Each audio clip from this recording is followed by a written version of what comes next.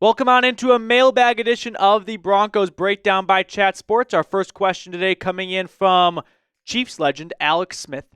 What's your thoughts on re-signing D.J. Jones? D.J. Jones was like a big cap casualty candidate 2 off seasons ago. Denver keeps him, and then he has, I would say, a pretty solid 2024 year. I think he did a great job of stuffing the run and playing his role, which is eat up blockers and allow everyone else to get to the quarterback. And that's exactly what happened. So I would not be opposed if Denver and Jones find a way to bring back Jones. However, this is a loaded interior defensive line class. So if, let's say you plan on spending $5 million for DJ Jones, you could take that $5 million, allocate it elsewhere, and then use one of your first, second, or third round draft picks on a defensive tackle and still get good production from your interior defensive line and maybe better production elsewhere because you saved money by not re-signing Jones. But I would not be opposed to the idea because he did play some really good ball last season. Emmanuel, you're next up.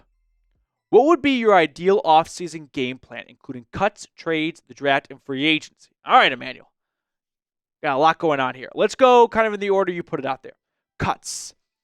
Probably like PJ Locke. I don't think they're going to cut Ben Powers. You could save some money, but that's a post-June 1 release. Do you really need $12 million after June 1st? I don't think so. So I would say move on from PJ Locke after a disappointing first year as a starter in 2024. Trades. I don't think it's a great idea for Denver to trade for a running back. You know, Alvin Kamara could be available, Travis Etienne. Just the more I think about it, it's a really good running back draft class. So whatever pick you're going to use to get one of those veterans, why not just get a rookie who's going to be cheaper and on your team for longer and maybe even better? So from a trading perspective, I can't think of anyone who's an obvious candidate to leave the Broncos. And while Sean Payton does like to wheel and deal a little bit, maybe he makes a trade for, I'd say, a receiver, but I don't think they're going to make a big splash at receiver. So I don't forecast any big blockbuster trades of, that magnitude. The draft, if it were up to me, it's Ashton Jeanty at 20. Now, who knows if he'll really be there at 20, but if this was an ideal offseason, it's Jeanty. My backup would be Tyler Warren. My plan C would be like Walter Nolan or Colston Loveland. And then free agency, sign Zach Bond, put him at the middle linebacker position. You pair him with Alex Singleton. If you hold on to him, that's going to be a really good middle of your defense right there. So, Emmanuel, there's not a whole lot of big splashy moves, but I don't think the Broncos are going to make big splashy moves this offseason. Bo Lever, if the Broncos go after Cam Skattebo, what round would it be in? I think Skattebo is probably going to take a little bit of a hit when the combine gets here because he's not the most physically gifted running back when it comes to speed, and that's going to turn some people off. I was talking to my coworker about this. Every single team should send one scout after the college football season is over to live on a Caribbean island and not watch any of the pre-draft process. No combine, no Senior Bowl, no Shrine Bowl, none of it. And then bring that person back right before the draft as if they were frozen in time after the regular season ended and ask them for their big board of the best college players. Because oftentimes we let the pre-draft process just take over us because we get bored waiting for April and we forget about the games that were played and make all of our evaluations up of, well, look what he weighed in at. Look at his hand size. Look at the way he played in September. That's more important to me. And Cam Skattebo was really good this season. So what round? I think he might take a hit because of the combine, but I'd say he's probably like a round 3 guy at the earliest. Dr. Carnage, do we get Talanoa Hufanga?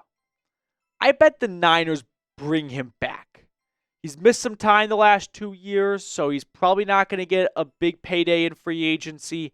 And if that means the Niners aren't going to get priced out of re-signing him, I think they would like to bring back their former all-pro safety. Right? It'd be one thing if he was healthy and just, hey, this other team's offering me $10 million more, I got to take it. But if he's not getting a huge payday in free agency, I don't see why the Niners can't afford to bring him back. I would not be opposed to it. I like the idea for sure, but I think he'll probably stay in San Francisco. Show me the Elway. Any chance the Broncos trade for Germaine Pratt after his trade request? The Bengals inside linebacker did request a trade last week, like every good Bengals player, because he's on a team that's not going to pay him. They have, I wouldn't say too many mouths to feed. They just don't have rich enough owners to feed those mouths. But Pratt has been quietly one of the better inside linebackers in football. I don't think that's like a hot take, but usually when you think of inside linebackers, it's Roquan Smith, it's Fred Warner, it's Matt Milano, right? Germaine Pratt, well, he's not in that same upper echelon. He ain't too far behind. He makes some really big plays for them when it comes to generating takeaways, when it comes to pressuring the quarterback. I like a lot about his game. I love the availability. Has not missed a game the past 2 seasons. I would not be opposed to bringing on Pratt. Of course, I don't want it to cost too much in a trade, and the Bengals might just be happy to get his contract off their books and get something out of him. But I don't suspect Denver wants to give up meaningful draft capital for an older inside linebacker when they could maybe just sign a better one in free agency and not lose any picks or turn to the draft. But I'm not against the idea of trading for Pratt. Let me know what your thoughts are on this conversation is, though. Should the Broncos trade for Germaine Pratt? Let me know in the comment section below if you want Denver to trade for Pratt. Scroll on down, give me a yes or give me a no. Matthew Morgan. Best version on free agency. All right. If we're talking, fun, exciting moves, it'd have to be some type of acquisition of like T. Higgins or Chris Godwin. I don't think either one's going to happen. So, take it a step below that. Zach Bond reunites with Darren Rizzi and Sean Payton after his breakout year in Philadelphia. Denver gives him $11, $12 million a season. I think that could be in his wheelhouse right there. I'm guessing if you ask Sean Payton, who's your number one guy, Bond's got to be in his top 3 right there. Matthew, thank you so much for your question. Appreciate it. Another one for Mr. Morgan here. Restructure Ben Powers and draft interior offensive line early. The thing with restructures is you are lowering their cap hit for that season and pushing more money, more cap hits later on. If you're restructuring his deal just to draft his replacement, you've now made it more difficult to move on from him after 2025.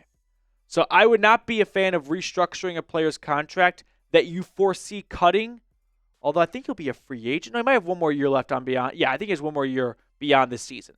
I don't like the idea of restructuring a contract for a player you plan to cut in 12 months. I think you're just making it a little bit more difficult for you the next offseason. So I'm okay with drafting interior offensive line, although it's not a great interior offensive line draft class. There's no incredible center, which would have been nice for Denver because I think you could do better than Wattenberg, but still I'm sure you can find some good players. But I'm okay with the second part, not so much the first part. Aiden, would you rather trade a 3rd-round pick for Deebo Samuel for a win-now kind of trade, or draft Tej Johnson with that pick, deal with the rookie struggles like Troy, and plan for the future? I don't think Denver should think 2025 is a win-now mode, but I also don't think Deebo should be looked at as like a 1-year rental, get the last little bit of juice out of him. The guy's not even 30 yet. He does play a physical brand of football, so those hits definitely add up throughout the course of his career, and it's caused him to miss time. The thing with Tej Johnson is he's tiny. Remember Tank Dell, like skin and bones? He's 10 pounds lighter than Tank Dell. And I said this before on a show. Tank Dell has suffered 2 major injuries in his first 2 seasons. He may very well miss all of 2025.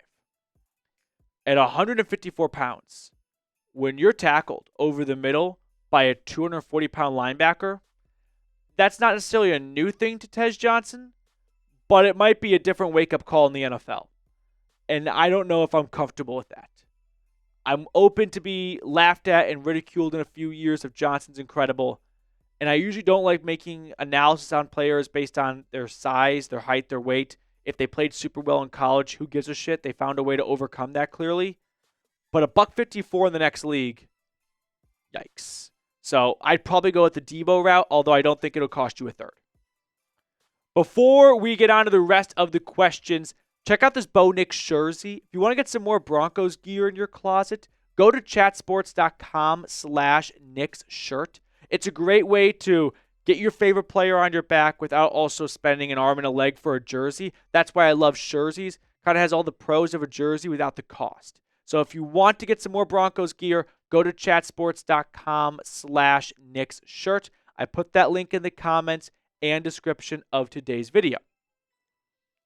SH20, if you could pick one free agent player that the Broncos are guaranteed to get, who would it be? Ooh, good question. There's no running back who I'm like, that's the guy I want to play this card for. There's no tight end also.